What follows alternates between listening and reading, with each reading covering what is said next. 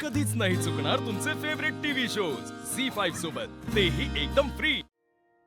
ताई, आता काय करायचं ग? कशाचं काय करायचं? नाही म्हणलं संक्रांतीचं काय करायचं? संक्रांतीचं काय? नाही म्हणजे संक्रांत साजरी करायची हाय ना व? असं काय विचारतेस? नाही म्हणलं घरात कुणाचंच मूड नाही, समधीकडे असं सामसूम वातावरण आहे। म्हणजे बघ की आता त्यात मास्तरीन नसल्यामुळं अधिपतीचा तर अजिबातच मूड नाही। मग संक्रांत साजरी करायची हाय का नाही? तू किती वर्ष राहतेस या घरात? लई वर्ष झाली की। मग तुला ठाव नाही घरात काय बी झालं तरी कोणता बी सण साजरा करण्यात आपण कधीच कमी पडत नाही। हा, जा तयारीला लागा आणि धनाजीला सांग भोगीसाठी शेतातल्या ताज्या भाज्या आण। हा आणि या वेळेस तिळाचे लाडू जरा जास्त करा। बर। आम्ही बचत गटातल्या बायकांना तिळगुळ वाटायला जाणार आहोत। जा लाग कामाला। ती कुठली कामाला लागती या? फकस्त तोंडाची वाप दौडत बसती। काम काय होत नसतंय तिच्याकडनं। बघ दुर्गे, तू बोलत बसलीस आणि आईनी सगळी भोगीची तयारी केली वय ना ग? वय वय आणलंय समद। जा जा तिला जरा मदत कर। वय संक्रांत आनंदात साजरी झाली पाहिजे। लागा लागा कामाला लागा।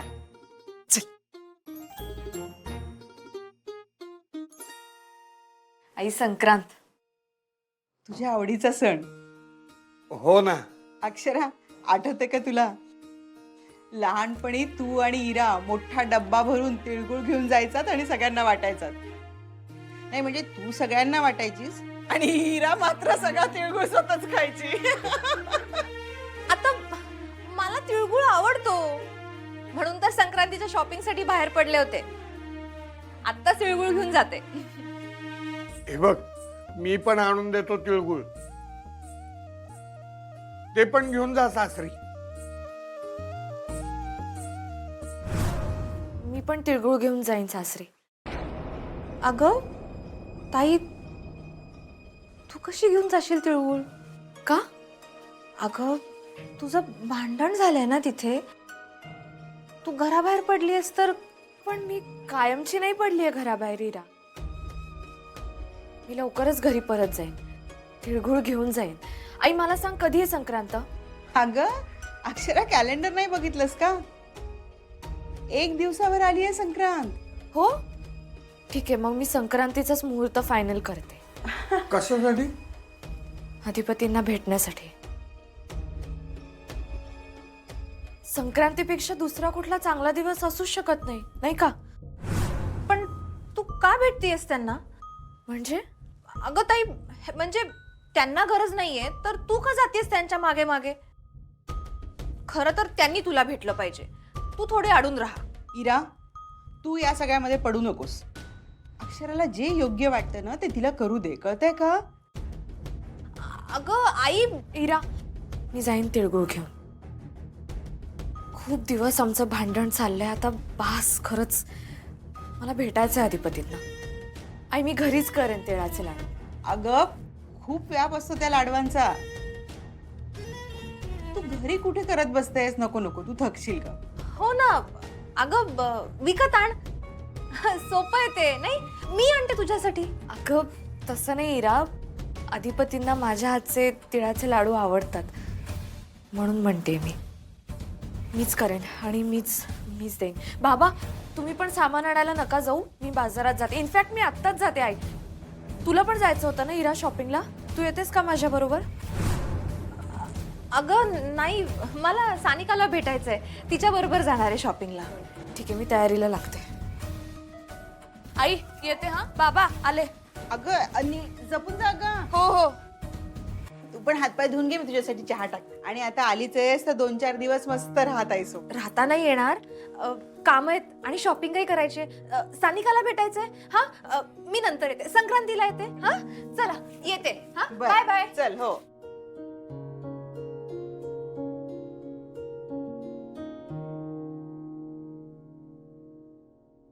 देवा, या संक्रांतीला अक्षरा आणि जावई बापूच्या नात्यातला गोडवा परत आण, एवढीच तुझ्याकडे प्रार्थना आहे।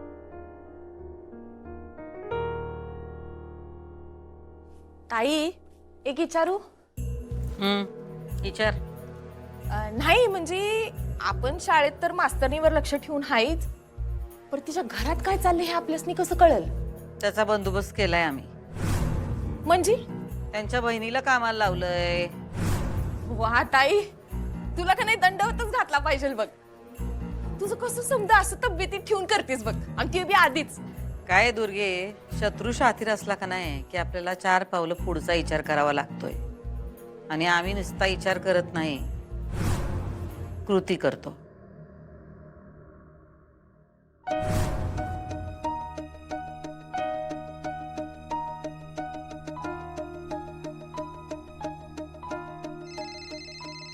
हे बघ, नाव घेतलं आणि हिराबाईंचा फोन.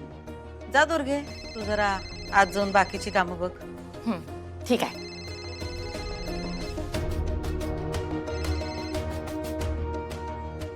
बोला हिराबाई, काय अलीकडे तुम्ही लई बिझी असताय? हा, आमचा फोन बी उचलत नाही.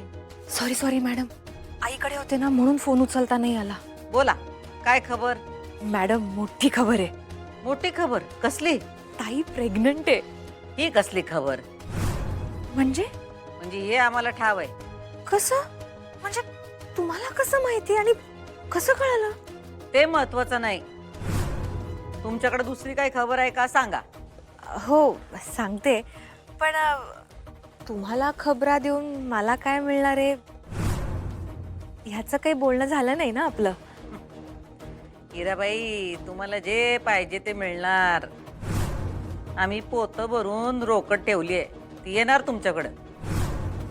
सांगा सांगा, तुम्ही काही खबर असेल ती सांगा आम्हाला. या मकर संक्रांतीला ताईचा प्लॅन आहे तुमच्या घरी यायचा. म्हणजे अधिपती जिजूंना तिळगुळ देऊन ताई गुड न्यूज वगैरे सांगणार आहे. मॅडम, जर अधिपती जिजूंना कळालं ताई प्रेग्नंट आहे तर ते दोघं कधीच वेगळे होणार नाहीत. आता तुम्हीच बघा काय करायचं ते. हे सगळं अधिपतीनं कळलं नाही पाहिजे असं बघा तुम्ही. हा, आणि बाकीचं काय करायचं ते आम्ही बघतो. हा, आणि अधूनमधून टच मध्ये राहावा. काय हिराबाई? हो.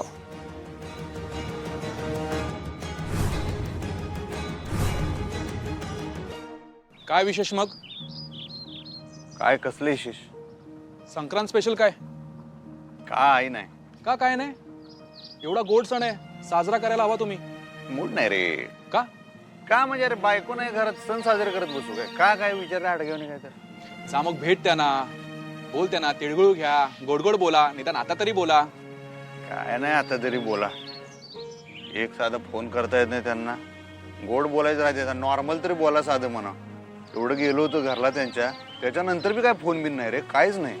हे बघ, तू आता मोडतं घालू नका. त्यांच्यासाठी एक मस्त साडी घे, तिळगुळ घे आणि भेट त्यांना. काय नको बाबा, मी आणि भेटायला गेल्यावर त्या राग करणार. आई साहेबांना पण काल काय काय बोलल्या म्हणा त्या. मला असं वाटतं ना, तुमची भेट होत नसेल ना म्हणून त्यांची चिडचिड होते. हे बघ, बायकांना त्या कधीच काय बोलत नसतात. नवऱ्याने सगळं समजायचं असतं. तुला लय माहिती बायकांचं. अरे तुला सांगतो, शिवानीला जेव्हा राग येतो ना, बापरे काय सांगू मी तुला, कसं समजवू, मला काय काय करावं लागतं तिच्यासाठी. हे बघ, आज मी शिवानीसाठी साडी घेणार आहे, तू पण अक्षरा वहिनींसाठी साडी घे, तिळगुळ घे, भेट त्यांना आणि भांडण संपवा आज तुम्ही.